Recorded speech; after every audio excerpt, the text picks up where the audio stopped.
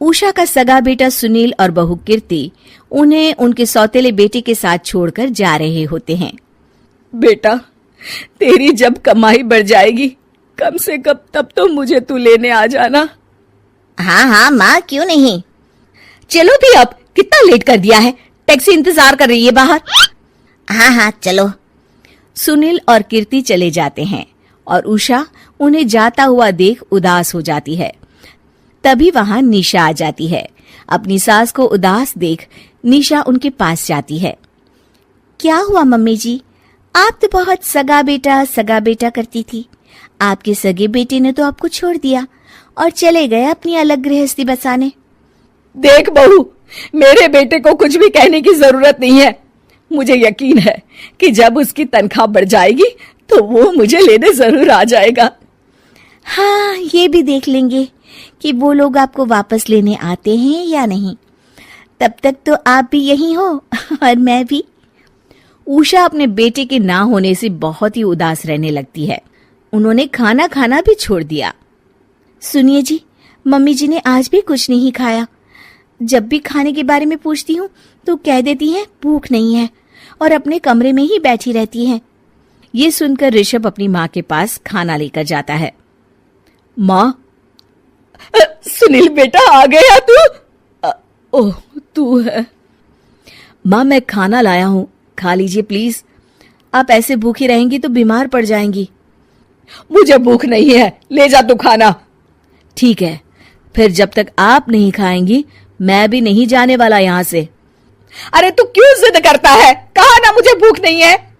अरे मम्मी जी, आप खा भी लीजिए ना, ये कितने प्यार से आपको खिला रहे हैं, उसकी तो कदर कर लीजिए कम से कम। अरे तू क्यों बीच में हमेशा अपनी टांग अड़ाती है? ठीक है, लाओ दे दो। कम से कम खाने के बाद तुम दोनों तो इस कमरे से जाओगे। उषा खाना खा लेती है और ऋषभ और निशा ये देखकर खुश हो जाते हैं। चलो, कम से कम माँ ने खाना तो खा लिया। उषा एक दिन सुनील को फोन मिलाती है। हेलो बेटा सुनील, तू घर मिलने आ जाना बहू को लेकर।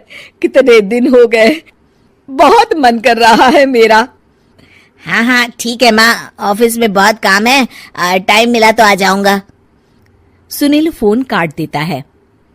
हेलो सुनील बेटा। सुनील की बात सुनकर उषा उदास हो जाती है। तभी वहां ऋषभ आ जाता है। माँ, ये देखो, मैं जलेबी लाया हूं तुम्हारे लिए, तुम्हें बहुत पसंद है ना? उषा जलेबी देखकर बहुत खुश हो जाती है। अरे वाह, जलेबी ला दे। उषा जलेबियां खा रही होती है और ऋषभ अपने कमरे में चला जाता है। देखा मम्मी जी, आपका ये कितना ख्याल रखते हैं, और प्यार सगे और सौतेले से नहीं आका जा सकता। आपको उदास देखकर ये आपके लिए तुरंत जलेबी ले आए, यही तो प्यार होता है। ये कहकर निशा वहां से चली जाती है और उषा सोचने लगती है, शायद तू ठीक कह रही है बहू। उषा देखती है कि ऋषभ उसका बहुत ख्याल रखता है और उसे उसकी गलती का एहसास होने लगता है। एक दिन सुनील और कीर्ति घर पर आते हैं। उषा उन्हें देखकर खुश हो जाती है। और माँ, कैसी हो? अरे बहुत अच्छी हूँ। ऋषभ और बहू मेरा बहुत ख्याल रखते हैं। वैसे मुझे नहीं लगा था कि तू आएगा बहू के साथ। क्यों, ऐसा क्यों लगा आपको माँ? बेटा, फोन पर तूने कहा था कि तुझे बहुत काम है। हाँ माँ, पर मुझे ये भी तो पता था ना कि मेरी माँ इंतजार कर रही होगी मेरा। ना बेटा ना, मैं तो इंतजार नहीं कर रही थी, मैंने तो उम्मीद ही छोड़ दी थी। सुनील को यह देखकर अजीब लग रहा होता है कि उसकी माँ ऋषभ से अब बहुत अच्छे से बात कर रही होती है और उसके आने की उनको कोई खास खुशी भी नहीं होती है। अपनी माँ का ध्यान न पाकर उसे थोड़ी सी जलन महसूस होती है। माँ, ये देखो मैं क्या लाया हूँ, साड़ी तुम्हारे लिए। हाँ बेटा, अच्छी है साड़ी तो। अच्छी है तो फिर आप आज इसे पहनो और फिर कहीं घूमने चले जाते हैं। बेटा, ऋषभ ने भी मुझे साड़ी दी थी, आज तो मैं वही पहनूंगी। तेरी दी हुई साड़ी फिर कभी पहन लूंगी। सुनील को अब बहुत ही ज्यादा जलन हो रही होती है। उसे समझ नहीं आता कि अपनी माँ का ध्यान फिर से कैसे वो अपनी तरफ खींचे। रात हो जाती है और उनके जाने का वक्त आ जाता है। माँ चलो अपना सामान बांधो और हमारे साथ चलो। कीर्ति ये सुनकर चौंक जाती है। ये क्या कह रहे हैं आप? हम सासू माँ को लेने थोड़ी ना आए थे। अरे तुम चुप हो जाओ। माँ चलो जाओ, अपना सामान बांध लो। आप मेरे साथ आ रही हो, मैंने कह दिया तो कह दिया। अरे पर बेटा, तेरी तो तनख्वाह कम है, मैं तुझ पर बोझ नहीं बनना चाहती। अरे मुझ पर बोझ नहीं हो माँ, बस आप चलो ना, मैं लेकर ही जाऊंगा आपको।